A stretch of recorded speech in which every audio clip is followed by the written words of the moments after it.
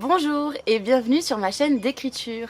Je sais, ça fait une éternité que j'ai pas publié de vidéo. En général, je sors une vidéo en début d'année et je ne publie plus de vidéo ensuite. Mais en fait, je me suis dit que même si c'était le cas, c'est pas grave parce que j'aime bien aussi avoir une petite trace de mon évolution. L'année dernière, en mars, je t'avais partagé mon bilan 2022 et mes objectifs pour l'année 2023. Et cette année, j'ai envie de faire la même chose. Donc comme ça me permet aussi de garder une trace de mon évolution. Si je sors que cette vidéo-là dans l'année, c'est pas grave. Là, on se concentre sur le bilan 2023 et les objectifs de 2024.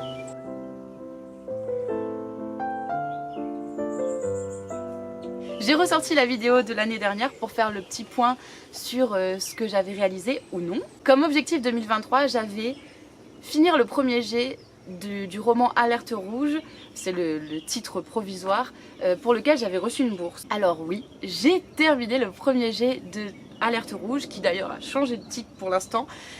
Il s'appelle désormais Nos cœurs cycloniques et j'aime beaucoup ce titre. Alerte Rouge, c'était vraiment un titre provisoire et d'ailleurs je me suis rendu compte qu'il y avait un dessin animé qui s'appelait Alerte Rouge avec un panda, avec une fille qui se transforme en panda roux. Je sais pas si vous avez vu ce dessin animé, mais en tout cas il est vraiment chouette. Et du coup quand j'ai vu ça, je me suis dit oh mince, il faut vraiment que je change le titre de mon bouquin. Et donc pour l'instant, le titre provisoire c'est Nos cœurs cycloniques. Donc on a quand même l'idée de cyclone autour. J'ai terminé le premier jet en juin 2023 il me semble. Donc je suis hyper contente d'avoir réussi à finir ce premier jet. C'était un énorme travail émotionnel, psychologique, d'organisation aussi. Et je l'ai terminé en faisant vraiment des grosses périodes de résidence d'écriture avec moi-même chez moi, donc 2 semaines non-stop où j'ai bossé que là-dessus tous les jours. Et c'était vraiment trop chouette. Je l'ai pas du tout vlogué, je l'ai pas du tout podcasté non plus parce que je pense que j'avais vraiment besoin de bosser sur ce projet de façon solitaire, en fermant la porte un petit peu et c'était vraiment chouette. Et c'était très intense. J'avais aussi comme objectif de finir la première réécriture de ce livre. Objectif pas du tout atteint. Alors j'ai commencé la réécriture, j'ai dû réécrire je pense les 10 premiers chapitres. Et ensuite j'ai dû arrêter parce que c'était trop intense avec la petite scène etc. avec le théâtre. Donc j'arrivais pas à me plonger complètement dedans et je me rends compte de plus en plus que j'ai vraiment besoin d'être plongée à fond dans le bouquin pendant une période, d'être en hibernation pour pouvoir avancer sereinement et pour pouvoir avancer surtout efficacement. Donc objectif non atteint et c'est donc un objectif que je reporte en 2024. Là en janvier-février je vais me donner à fond là-dedans et je vais réécrire ce livre. Je voulais absolument avoir un texte publié dans la revue Cagnard, c'est un objectif atteint. Donc on a publié le nouveau Cagnard, je ne sais plus, en novembre je crois, octobre. Je crois que c'était en octobre. Et donc j'ai écrit une nouvelle qui s'appelle Quel bazar et qui parle d'un bazar chinois à La Réunion. Donc c'est des bazars qu'il y a un peu comme on dirait, comment on appelle, un arabe en métropole, je dirais, ouais, un arabe où on trouve plein de trucs, plein de bordel, tout ce qu'on cherche pas, on le trouve. Donc je suis hyper contente d'avoir écrit cette nouvelle et donc tu peux le retrouver dans ce numéro de Cagnard. J'avais également comme objectif de faire 2 résidences d'écriture, enfin de mener à bien 2 résidences d'écriture avec la petite scène qui bouge. Et donc les 2 résidences ont été menées à bien. La première c'était sur les animaux de la Réunion avec des CP. L'objectif c'était d'avoir un bouquin avec des syllabes d'animaux et quand on mélange en fait ça fait des animaux un peu rigolos et bizarres. Donc sur le principe du syllabozo pour la version française et nous on a voulu faire une version réunionnaise donc avec que des animaux de la Réunion. En même temps on a aidé les élèves de CP à construire leur spectacle de fin d'année, pareil toujours autour des animaux. On a fait des ateliers théâtre où ils ont mixé les animaux avec leur corps, donc voilà ils devaient faire un endormi mélangé avec un babouk, donc c'était vraiment trop fun à faire. C'était la première fois qu'on animait, donc mon collègue et moi sans notre directrice artistique, un atelier théâtre comme ça et j'ai vraiment trouvé ça trop chouette. Ils étaient trop mignons les CP, le spectacle de fin d'année s'est super bien placé, la remise des livres s'est super bien passée, ils étaient vraiment adorables et ce livre il est vraiment chouette. Je suis hyper contente d'avoir réalisé ce livre avec la petite scène qui bouge, avec Coccinelle Édition et avec ses petits élèves. La deuxième résidence d'écriture, elle n'est pas complètement terminée, on est encore en train de réécrire le texte. C'est une résidence d'écriture qu'on a menée à bien avec le CGOI, donc le GCOI, pardon, le groupe Chiroptère de l'océan Indien. Donc c'est un livre sur les chauves-souris, puisqu'il y a 3 types de chauves-souris à La Réunion, et qu'on voulait sensibiliser, le GCOI voulait sensibiliser sur la protection des chauves-souris, parce que les gens ont peur des chauves-souris. À La Réunion, Réunion, il y a énormément de croyances aussi liées aux chauves-souris, etc., aux sorcières, au fait qu'elles s'accrochent dans les cheveux.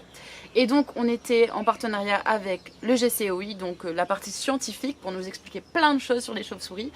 Une classe de CM2 avec lesquels du coup on a fait des ateliers d'écriture, des ateliers de dessin, des ateliers de théâtre, des ateliers aussi scientifiques, on a appris plein de choses avec eux. On est parti 3 jours en voyage scolaire à l'étang salé, donc avec toute la classe de CM2, c'était vraiment genre les vacances, mais version travail. Donc on a dormi 3 nuits là-bas, on a observé les chauves-souris, on a écouté le bruit des chauves-souris, et l'idée c'était d'inventer une histoire avec ces élèves-là. Donc moi après je suis retournée une semaine en classe et je les ai pris groupe par groupe pour inventer l'histoire sur les chauves-souris. On a voulu faire des super-héros chauves-souris, mais je n'en dis pas plus. Top secret confidentiel pour l'instant. On est en train de finaliser le texte pour l'envoyer ensuite à l'illustratrice qui va réaliser des illustrations pour sortir ce livre sur les chauves-souris, donc en résidence, en territoire scolaire, en partenariat avec le GCOI. Donc c'est un objectif qui est accompli, mais forcément ça prend du temps, le travail éditorial, le travail d'écriture, etc. Donc forcément ça se chevauche avec l'année 2024. J'avais noté comme objectif de continuer à donner envie aux petits et aux grands d'écrire. Je trouve que c'est un objectif accompli, en partie par les ateliers d'écriture que j'ai menés dans les classes. Et aux grands, je continue quand même à recevoir des messages, des commentaires de gens qui suivent la chaîne YouTube même si je ne publie plus de vidéos, donc j'estime que ça continue à donner envie aux gens d'écrire, j'imagine. J'avais noté faire un salon du livre et des dédicaces. Oui, j'ai fait des salons du livre et des dédicaces. Ça m'a épuisée. C'était chouette, mais comme j'étais hyper fatiguée, je pense que j'en ai pas profité autant que si j'étais moins fatiguée. Ah oui, c'est vrai que je voulais faire un article de blog par semaine sur Résonance. Objectif pas du tout atteint. Je pense que j'ai dû écrire 10, 15 articles, quelque chose comme ça cette année.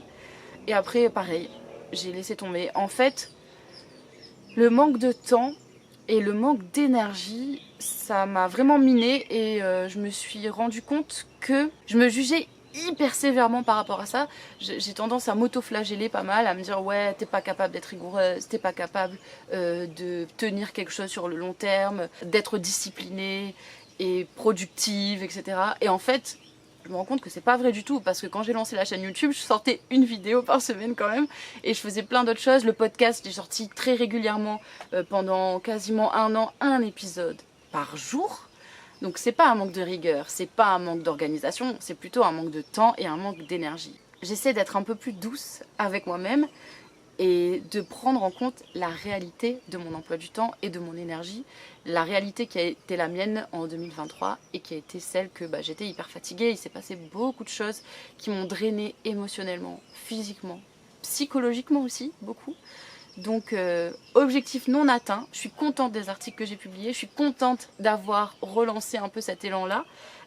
Ça m'a permis d'envisager plein de choses, de voir qu'est-ce que je pouvais créer comme type de contenu. Même si j'ai pas atteint l'objectif, j'estime que c'est pas quand même un échec complet. Pareil pour revenir sur YouTube, c'est la même problématique en fait. Ça demande du temps et de l'énergie YouTube et j'en avais pas. J'avais pas de temps, j'avais pas d'énergie, j'avais pas l'espace mental, la disponibilité émotionnelle et psychologique pour faire des vidéos.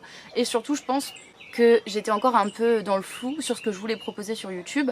Donc là je commence à y voir un petit peu plus clair, donc ça aide déjà d'avoir une carte de ce qu'on a envie de proposer pour faire les choses. Tome 2 du chronophage en stand-by, toujours en stand-by, on va pas se mentir. Vraiment, un jour il faudra que je vous fasse une vidéo là-dessus, parce que je pense qu'il cristallise énormément de choses, ce tome 2, et je vous expliquerai en détail pourquoi. Donc non, j'ai pas continué, j'ai pas repris du tout. Je me suis dit de toute façon, c'est pas l'année pour, il faut que je finisse absolument mon bouquin sur le cyclone là, parce que j'ai des deadlines, parce que j'ai une bourse d'écriture, donc il faut que je remplisse les objectifs concrets quoi. J'avais noté soumission caillou.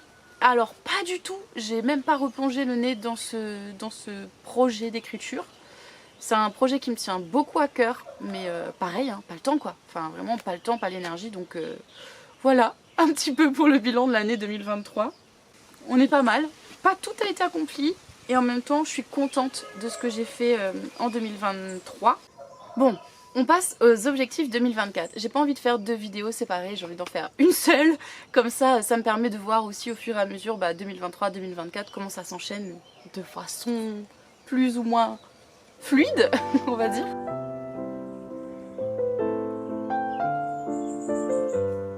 Donc, premier objectif 2024, c'est relancer Elodie Laurette Écriture, donc tout ce que je fais sur internet, sur les réseaux sociaux, YouTube, Instagram, etc., le blog. Je ne te dis pas encore quoi, comment, etc. parce que tout simplement je suis en train de faire le point, je remets tout à plat. Le fait d'avoir été un peu absente ou disons pas régulière pendant 3 ans, ça me donne envie de remettre les choses à plat, de voir ce que j'ai envie de faire, ce que j'ai plus envie de faire, etc. Je suis hyper excitée à cette idée, j'ai envie de faire un truc qui me ressemble plus parce que j'ai forcément évolué en 3 ans, parce que les choses changent, évoluent, notre processus change, notre créativité change, donc voilà, j'ai envie de continuer à suivre le mouvement, à être authentique, à pas faire semblant de proposer un contenu qui me ressemble pas. Donc si tu aimes bien cette authenticité, cette spontanéité là, tu peux t'abonner. J'ai noté comme objectif finir la réécriture de Nos cœurs cycloniques et soumettre. Donc c'est vraiment le gros objectif de l'année 2024, finir la réécriture et soumettre à des maisons d'édition. J'ai déjà en tête plusieurs maisons que je vise. C'est des maisons d'édition nationales, donc on verra ce que ça donne. C'est un gros chantier ce manuscrit parce qu'il y a des parties en français et des parties en créole, donc on verra. Ah, j'ai un objectif secret lié à l'écriture. J'ai pas spécialement envie de t'en parler, je le mets juste là, je sais que c'est hyper frustrant, mais comme ça je saurai quand je regarderai la vidéo et je te dirai si j'ai accompli mon objectif secret ou pas. J'ai aussi soumettre les cailloux, écoute, je crois que ça va revenir tous les ans tant que je l'aurai pas fait parce que c'est un projet qui me tient à cœur. Les cailloux, j'avais documenté un petit peu quand je faisais des vlogs à 4 h du matin, c'était donc un projet jeunesse. J'ai eu de nouvelles idées pour le corriger, waouh, le soleil est en train de me taper dans la tête. Comme objectif aussi, finir les dates à la petite scène qui bouge en beauté. Donc il me reste, comme je te disais, quelques dates en mars. Et donc j'ai vraiment envie de finir bien comme il faut. Voilà, en plus, pour une des dernières dates, je joue dans ma ville, dans le théâtre cinéma de ma ville. Et c'est la première fois en 3 ans, donc je suis hyper contente. Je vais inviter toute ma famille et ça va être trop chouette de finir en beauté avec la petite scène qui bouge. Un des gros objectifs de 2024 pour moi, c'est de trouver et de mettre en place des systèmes et une organisation pour me faciliter la vie. Donc pour la production de contenu, pour l'écriture et pour la gestion de projet de façon générale, je trouve que l'organisation et les systèmes c'est vraiment le nerf de la guerre. La gestion de projet c'est le nerf de la guerre si on veut réussir à gérer plein de trucs en même temps. Donc voilà. Ouf. Je me suis un petit peu déplacée comme ça, je vais essayer de finir la vidéo sans que le soleil me tape complètement sur la tête. Voilà pour mes objectifs 2024. N'hésite pas à me dire dans les commentaires qu'est-ce que tu as accompli en 2023, qu'est-ce que tu souhaites accomplir en 2024. Et je te retrouve bientôt pour une vidéo sur mes carnets 2024. Donc si tu veux pas rater ça, n'hésite pas à t'abonner. J'ai une liste de 7 carnets que je vais utiliser cette année. Donc si ça peut te donner des idées pour sortir les carnets que tu as dans les tiroirs, dans les placards et qui prennent la poussière, n'hésite pas. À bientôt pour une nouvelle vidéo. Prends soin de toi surtout et écris bien.